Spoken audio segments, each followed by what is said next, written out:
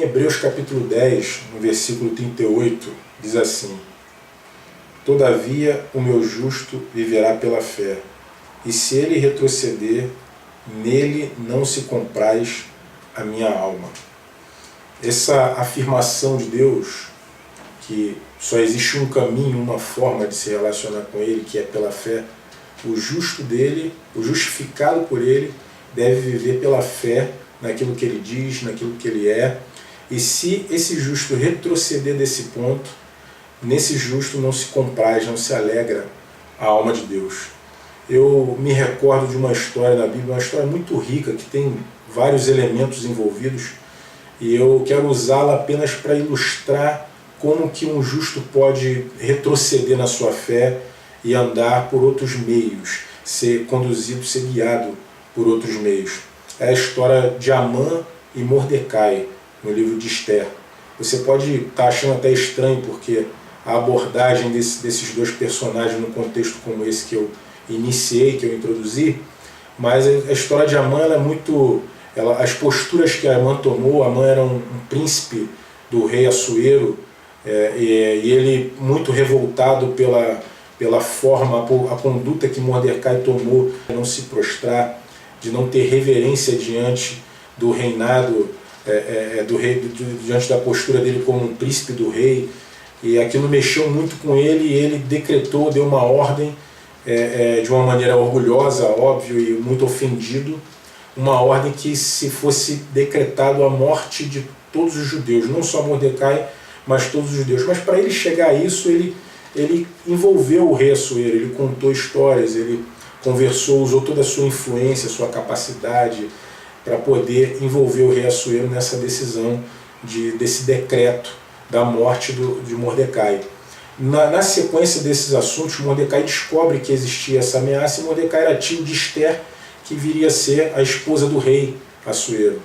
E Mordecai ele começa a buscar Deus, ele jejua, ele ora, ou seja, Mordecai escolhe viver na fé que ele sempre teve. Tinha uma fé voltada ao Deus Altíssimo, se posicionou para continuar crendo que era o princípio que ele deveria obedecer de fato, se manter naquele caminho ali, e Deus foi desembaraçando os caminhos.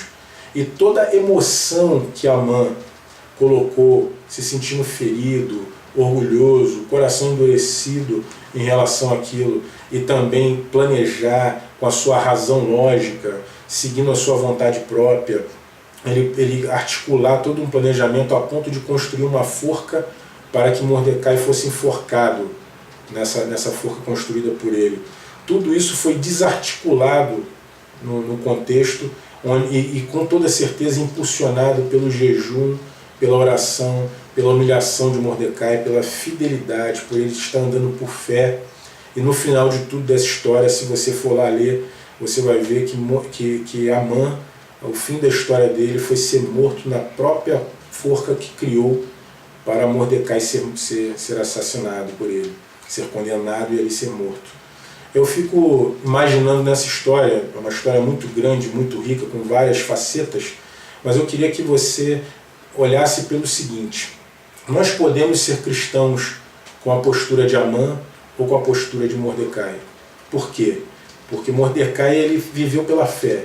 Mesmo com as situações muito adversas e com perseguição e com toda aquela ameaça forte, de morte inclusive, Mordecai ele seguiu confiando em Deus, nas promessas de Deus, confiando na fidelidade de Deus, e dependente completamente, ele não tinha nada o que fazer a não ser jejuar e orar e confiar que esse Deus ia desmontar toda aquela articulação, tudo aquilo. Mas você pode ser um cristão também Amã, quando você esquece, quando alguém, de repente você num contexto, você pode se sentir perseguido pelos homens, você pode se sentir ofendido, ou humilhado, ou desprezado, desprestigiado de alguma forma, por qualquer relacionamento seu, seja dos relacionamentos mais íntimos ou até de pessoas mais distantes, seja um relacionamento no trabalho, seja em casa, com a família, ou com qualquer outra pessoa, você se sentir afrontado, desprestigiado, desonrado, e aí você ficar orgulhoso e sentimental com aquilo, e aí começar por meios seus você querer fazer valer aquilo que você acha que tem que ser feito, tem que ser realizado para proteger sua honra, seu respeito, sua imagem, quem você é, enfim. E aí você vai sendo conduzido por emoções e até por razões, vai fazendo cálculos racionais para poder chegar aos caminhos que você deseja para mudar aquela história. E aí você segue as suas emoções, sua razão lógica e suas vontades próprias. Nesse ponto, a fé está deixada de lado. Porque aquele que Deus levanta, só Ele tira. A porta que Deus fecha, só Ele abre. E a porta que Ele abre, ninguém fecha.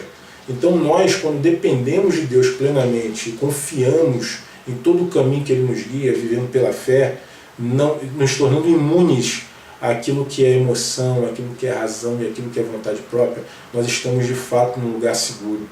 Eu quero deixar essa mensagem para você, para que você faça uma reflexão. Quantas coisas na nossa vida, como eu estou fazendo na minha vida essa reflexão, nós podemos abandonar a fé, retroceder na fé e não trazer alegria ao coração de Deus, porque nós estamos sendo guiados por emoções. Em outras, nós podemos estar sendo guiados pelas razões lógicas e às vezes pela vontade própria, e já abandonamos a fé, a fidelidade devida a esse Deus maravilhoso que nos guarda, que nos sustenta e que no final nos dá um bom fim. Enfim, deixando para você uma frase simples: seguir as emoções, a vontade própria e a razão lógica é construir uma forca para si. Então, creia nesse Deus maravilhoso e viva pela fé. Um beijo no seu coração. Até a próxima.